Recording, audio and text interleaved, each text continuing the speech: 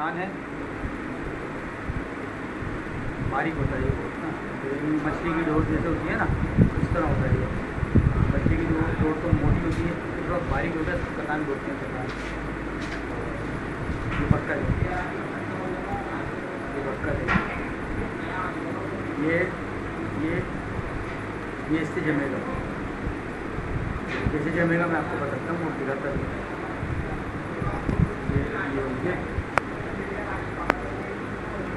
ये बक्कर है,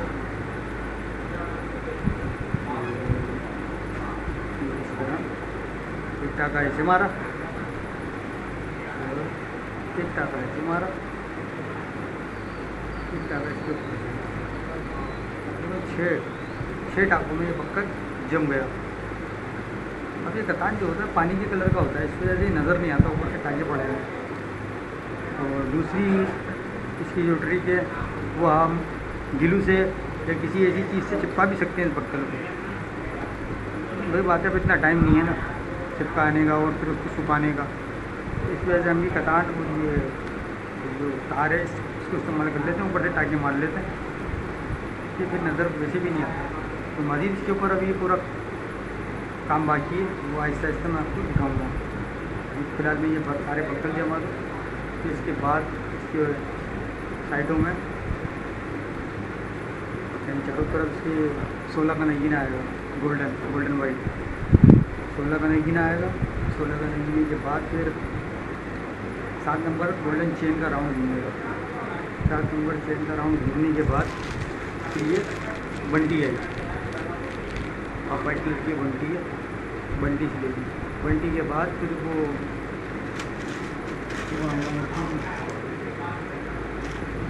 बंटी के बाद ये वाले मोती होंगे, 3 मोती गोल्डन नट के साथ,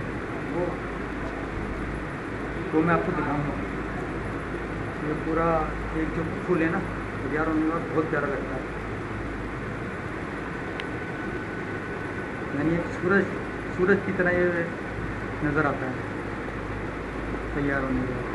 सूरज जो है ना कुछ तरह नज़र आता है। अभी तो फिलहाल मैं बक्कर जमा रहा हूँ, बाकी पर आगे आपको वीडियो में आहिस्ता आहिस्ता दिखाते रहेंगे। गोल्डन 16 का नगीना ये देखिए,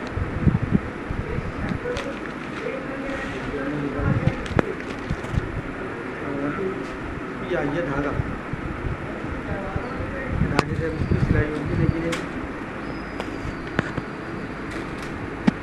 सिलाई मतलब ये टकेंगे। ये हमने इसका बन जमाया, बन निकल गया, उसका बन निकला। उसके बाद हमने नगीना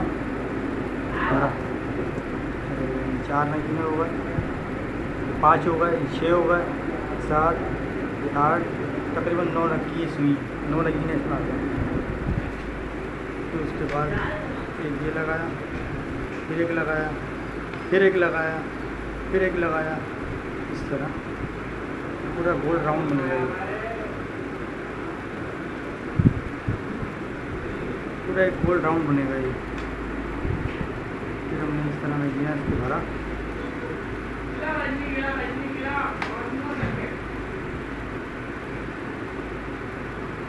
फिर 9 नग भरने के बाद हमने दोबारा इसको सिया।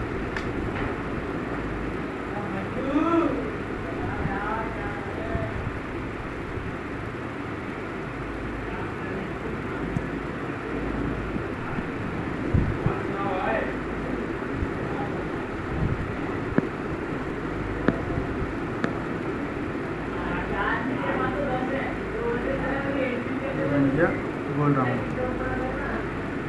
ऐसी ये जितने भी हैं ना सब पे इस तरह गोल राउंड बन गए।